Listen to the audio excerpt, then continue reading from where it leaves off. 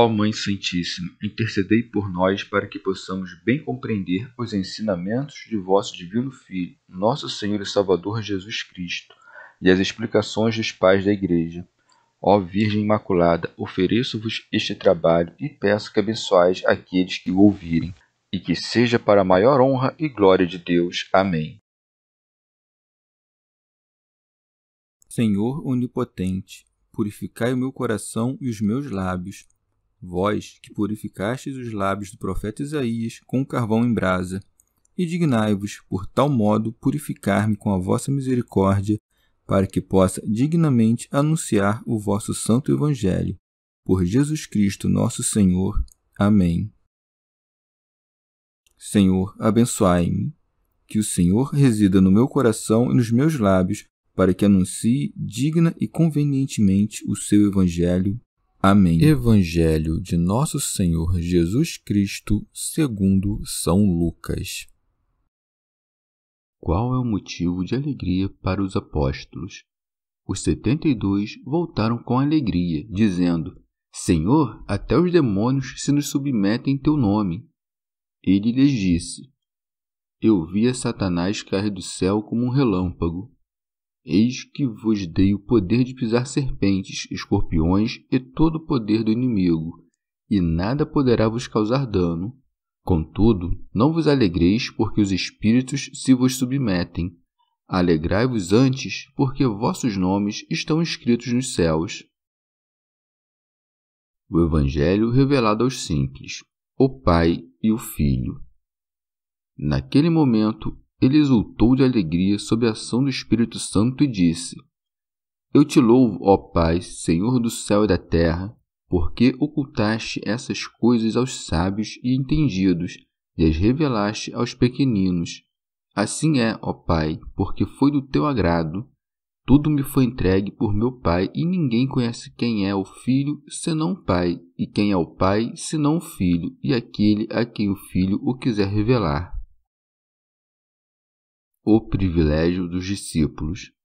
E voltando-se para os discípulos, disse-lhes a sós: Felizes os olhos que veem o que vós vedes, pois eu vos digo que muitos profetas e reis quiseram ver o que vós vedes, mas não viram, ouviram o que ouvis, mas não ouviram. Comentários dos pais da Igreja. São Cirilo. Acima foi dito que o Senhor enviou os discípulos após marcá-los com a graça do Espírito Santo, e uma vez que foram feitos ministros da pregação, receberam o comando sobre os espíritos imundos. Voltando agora, confessam o poder daquele que os honrou. Daí que esteja dito: Os 72 voltaram com alegria, dizendo: Senhor, até os demônios se nos submetem em teu nome. Com efeito, parece que se alegravam mais de ser autores de milagres do que de ser ministros da pregação. Melhor, porém, era se alegrassem pelos que capturaram para a fé, como chama Paulo aos que ele mesmo convertera, minha alegria e minha coroa. São Gregório Magno. De modo admirável, o Senhor, a fim de reprimir nos corações dos discípulos o inchaço do orgulho, relata-lhes o julgamento que levou à queda do mestre de todo orgulho. Pretendia, assim, que, pelo exemplo do autor da soberba, aprendessem o que deveriam temer no vício do orgulho, e por isso segue: Eu via Satanás cair do céu como um relâmpago. São Basílio. Chama-se Satanás porque é inimigo do bem, pois este é o significado do nome em hebraico. Chama-se diabo porque coopera conosco no mal e em seguida se torna nosso acusador. A sua natureza é incorpórea, sua morada é o ar. São Beda. Não diz, vejo agora, mas via o diabo antes, no momento em que despencou. A comparação com o raio dá a entender ou que o diabo caiu com ímpeto desde o alto dos céus até as mais baixas profundezas, ou que mesmo depois da sua queda, ele se disfarça ainda de anjo da luz. Tito Bostrense.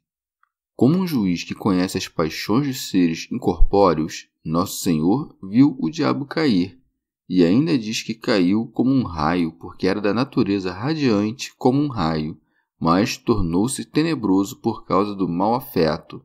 O bem que Deus criara nele, ele mesmo o corrompeu e transformou no mal. São Basílio. As virtudes celestes não são naturalmente santas, mas recebem por quinhão uma medida de santificação proporcional ao seu amor por Deus. E tal como o ferro posto ao fogo não deixa de ser ferro, mas não obstante, por sua estreita união com a chama, toma tanto efeito quanto a aparência do fogo, assim as virtudes do céu recebem um enxerto da santificação por participação naquilo que é naturalmente santo. Com efeito, Satanás não teria caído se fosse por natureza insuscetível ao mal. São Cirilo. Ou ainda, eu vi a Satanás cair do céu como um relâmpago, isto é, cair do mais alto poder à extrema fraqueza, pois, antes da vinda do Salvador, submetera a si o mundo inteiro e era por todos cultuado, mas quando a palavra unigênita de Deus desceu do céu, despencou como um raio, porque é pisoteado pelos que adoram Cristo. Por isso segue: eis que vos dei o poder de pisar serpentes, escorpiões. Tito Bostrense. Outrora as serpentes, imagens do diabo, mordiam e matavam os judeus no deserto por sua infidelidade. Mas eis que veio à terra uma serpente de bronze que, crucificada, destruiu todas as demais serpentes, a fim de que ficasse livre das mordidas e fosse salvo quem, com fé, lhe dirigisse a vista. São João Crisóstomo. Em seguida, para que não pensássemos que, falando de serpentes e escorpiões, se referia aos animais, acrescentou: e todo o poder do inimigo. São Beda. Isto é, Cristo dá aos discípulos o poder de expulsar dos corpos possessos todo tipo de espíritos imundos, e acrescenta, falando dos próprios discípulos: e nada poderá vos causar dano.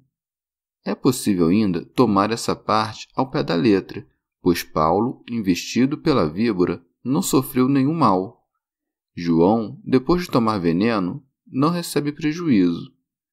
A diferença entre as serpentes que inocularam veneno com as presas e os escorpiões que usam para o mesmo fim a cauda é que as serpentes representam os que praticam a violência às claras e os escorpiões os que preparam emboscadas, sejam homens ou demônios.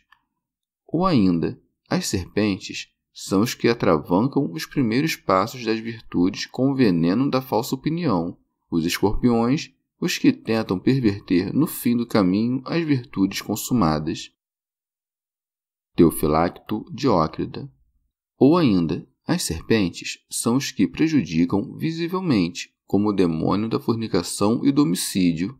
Os que prejudicam invisivelmente, com vícios espirituais, são chamados de escorpiões.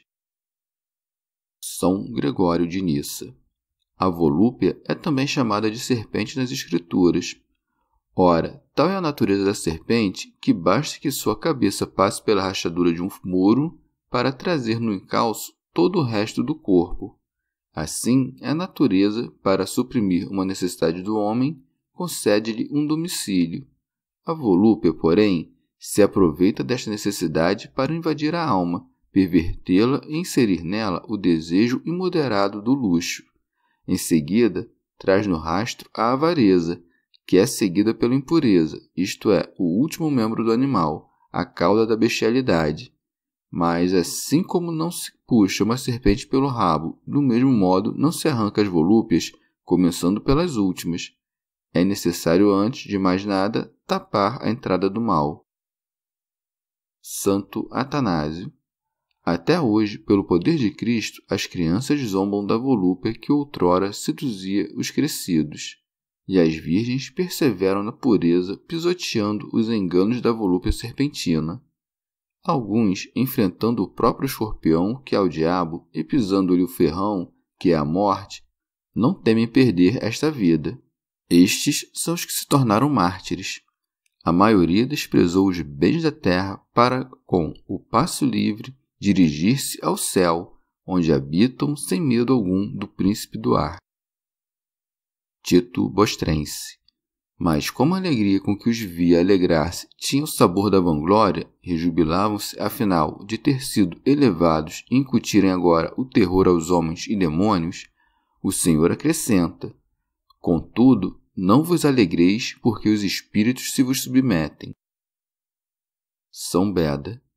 Nosso Senhor proíbe os discípulos, uma vez que são carne, de alegrar-se da submissão dos espíritos, porque a expulsão dos espíritos, assim como realizar outros prodígios, às vezes não é mérito daquele que a opera, é a invocação do nome de Cristo que produz isto, para a condenação daqueles que o invocam ou para o proveito daqueles que o veem e ouvem.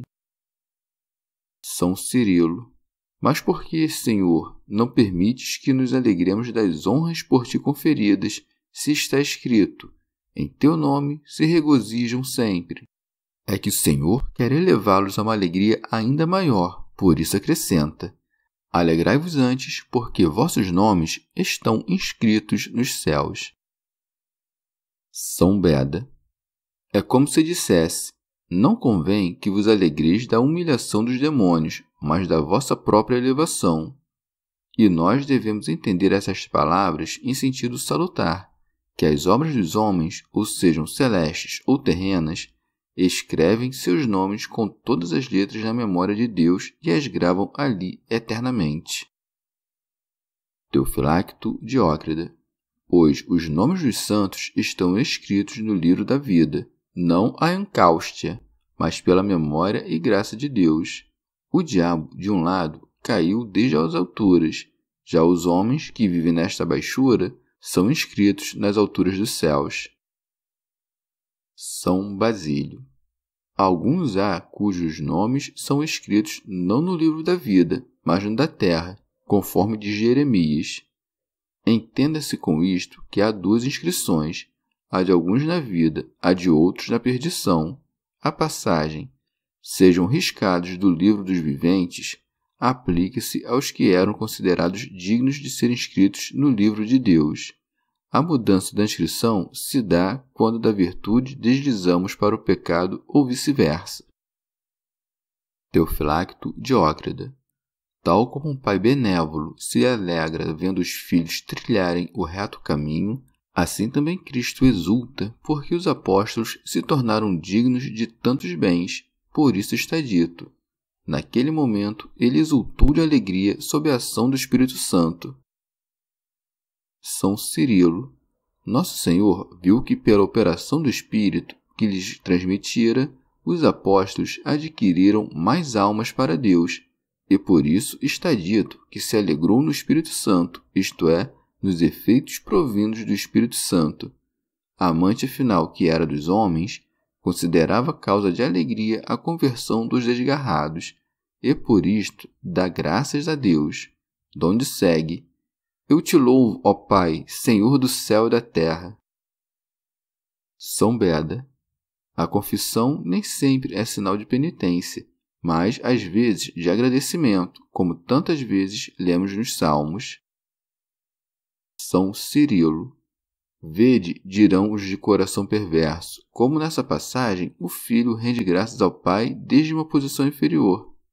Mas o que impede que o filho, consubstancial ao pai, louve o seu progenitor que se serve dele para salvar o mundo?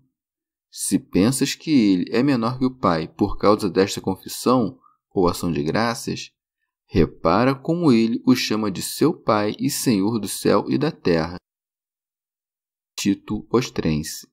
Todo o resto foi produzido através de Cristo. Apenas ele mesmo foi gerado incompreensivelmente pelo Pai.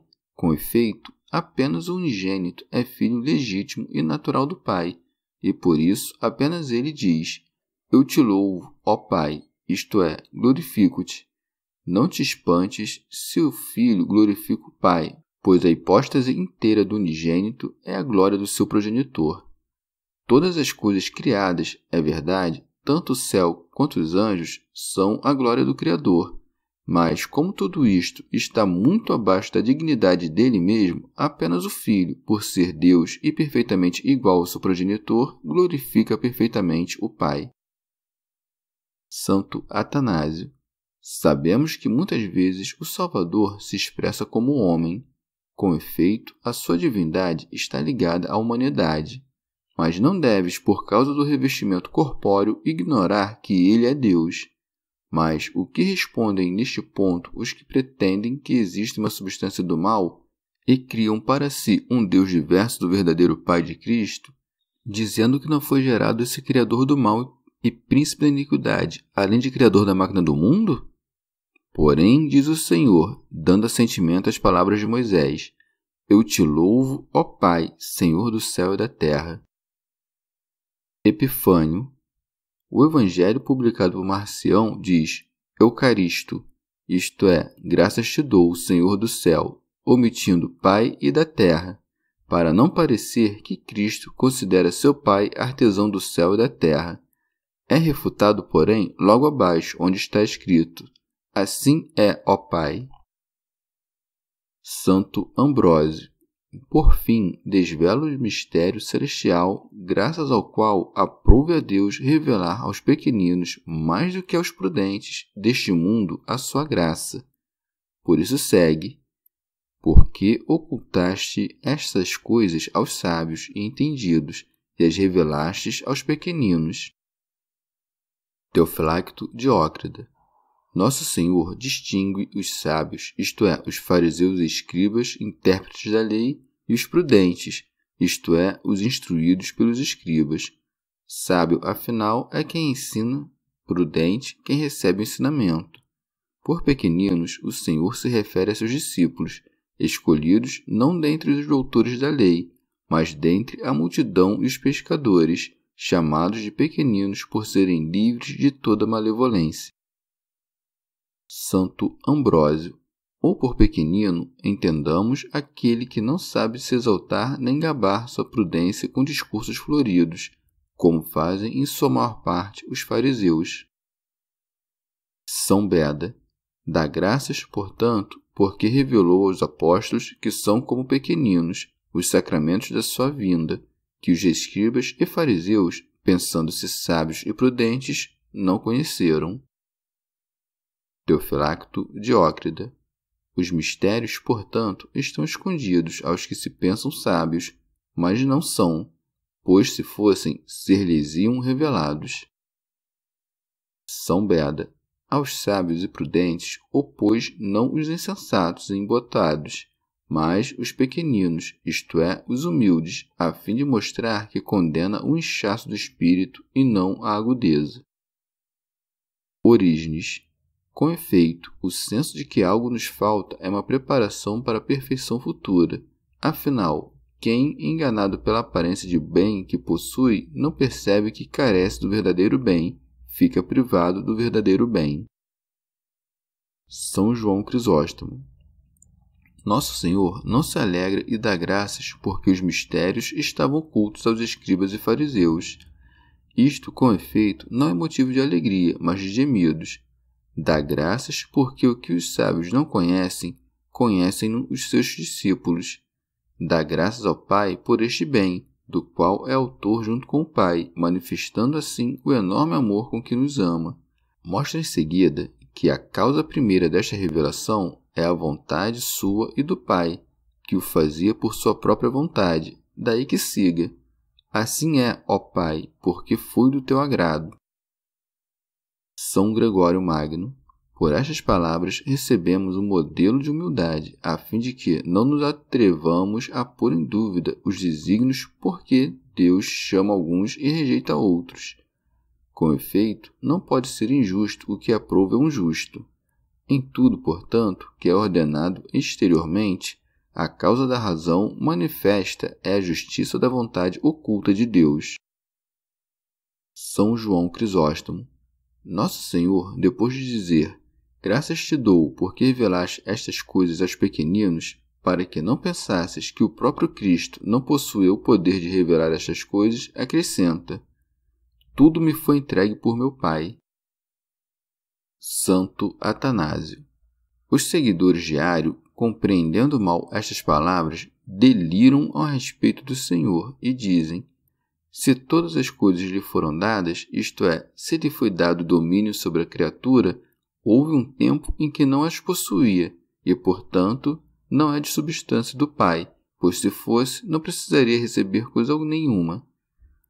Ora, disto podemos melhor depreender a loucura deles, pois, se a criação, antes de ser entregue ao Verbo, estava vazia dele, como se hão de salvar as palavras do apóstolo: todas as coisas subsistem por ele?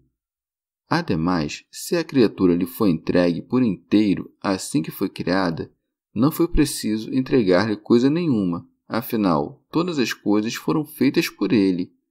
Ao dizer, portanto, que todas as coisas lhe foram entregues, não se refere ao domínio sobre a criatura, mas sim à obra da encarnação, pois, depois que o homem pecou, todas as coisas entraram em desordem, e foi para restaurar tudo que o Verbo se fez carne. Logo, se todas as coisas lhe foram dadas, não é porque carecesse de poder, mas para que pudesse, como Salvador, corrigi-las todas.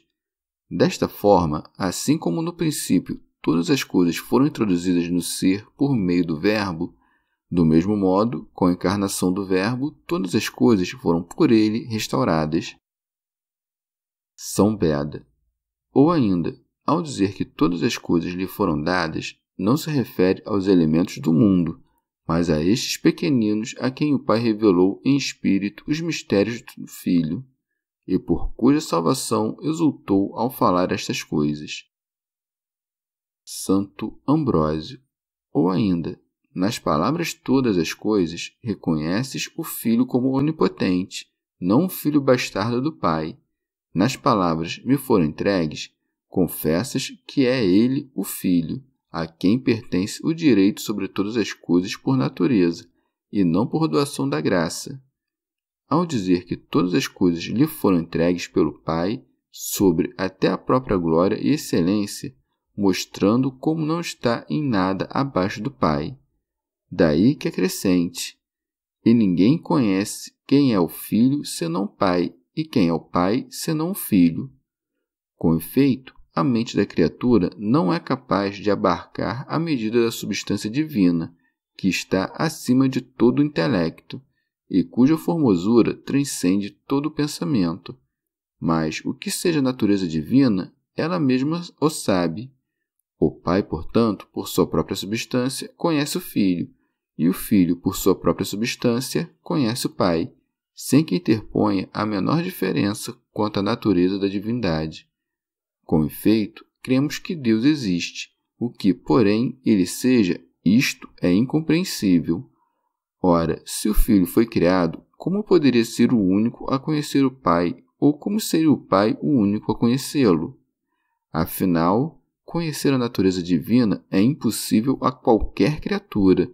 Porém, conhecer o que seja qualquer uma das coisas criadas, isto não transcende todo o intelecto, embora esteja acima dos nossos sentidos.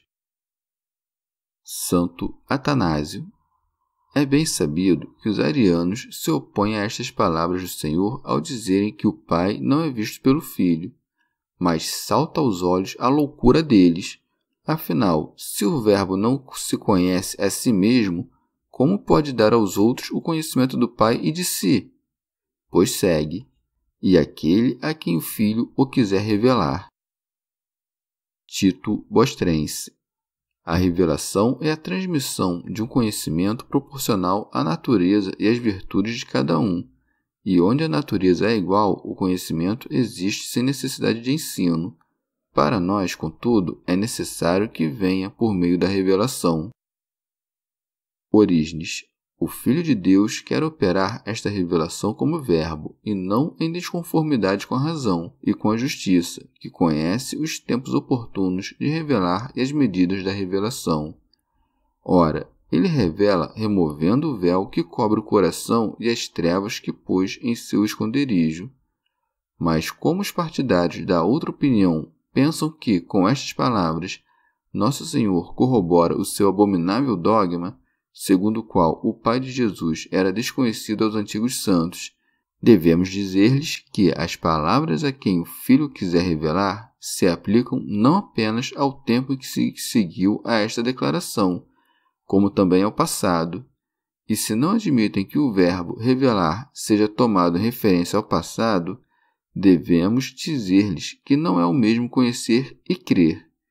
A alguns é dada por meio do Espírito a palavra da ciência, a outros a fé nesse mesmo Espírito.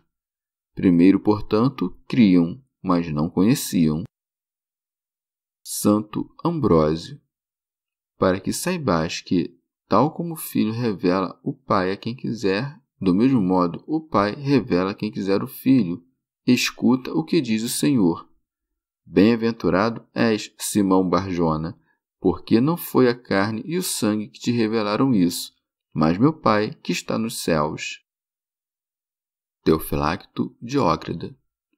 Nosso Senhor, porque acima dissera, ninguém conhece quem é o Pai, senão o Filho e aquele a quem o Filho quiser revelar, agora declara bem-aventurados os discípulos, a quem o Pai, por meio de si, era revelado.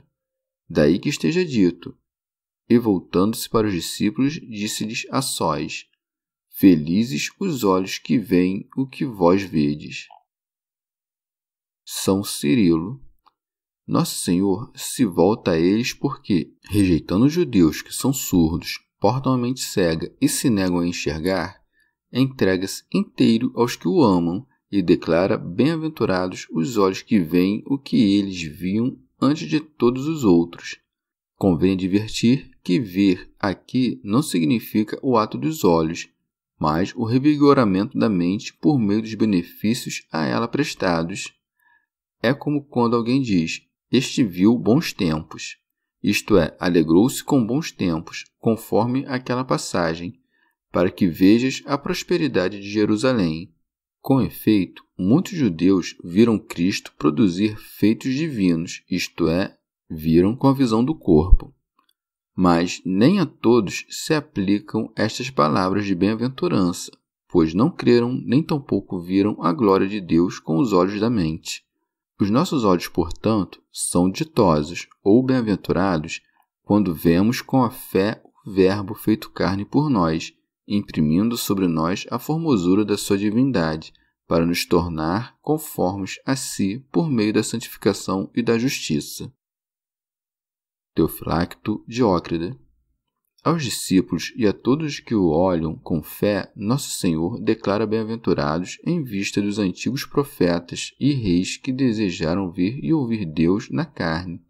Daí que siga, pois eu vos digo que muitos profetas e reis quiseram ver o que vós vedes, mas não viram, ouvir o que ouvis, mas não ouviram. São Beda. Mateus, falando com mais transparência, diz, profetas e justos. Estes, com efeito, são os verdadeiros reis, porque não admitiram subjugar-se às suas tentações, mas reinaram sobre elas, e com isto estiveram à frente dos demais. São João Crisóstomo. Por estas palavras, muitos concluem que os profetas não tiveram notícia de Cristo. Porém, se desejaram ver o que viram os apóstolos, sabiam que ele haveria de vir aos homens e oferecer-lhes o que ofereceu. Afinal, ninguém pode ter o desejo do que nunca concebeu na mente. Logo, conheciam o Filho de Deus. E por isso não diz simplesmente, quiseram me ver, mas quiseram ver o que vós vedes. Nem quiseram me ouvir, mas quiseram ouvir o que vós ouvis. Pois, de fato, o tinham visto, mas não encarnado, nem tratando com os homens, nem falando-lhes com tamanha majestade. São Beda. Os profetas viram-no olhando como que de longe, através de um espelho e de um enigma. Os apóstolos, por sua vez, porque o tiveram à sua presença e aprenderam dele, perguntando-lhe tudo o que quisessem. Não tinham necessidade de ser instruídos por anjos ou por qualquer outro tipo de visão. Orígenes. Mas por que diz que muitos profetas o desejaram e não todos? Porque se diz que Abraão viu o dia de Cristo e se alegrou, visão esta que a maioria não alcançou, mas muito poucos. Os demais profetas e justos não foram grandes a ponto de chegar à visão de Abraão e ao conhecimento dos apóstolos. Destes, ele diz que não viram, mas apenas desejaram.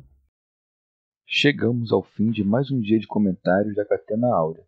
Muito obrigado por ficarem até aqui, que Nossa Senhora derrame suas graças sobre nós e até amanhã.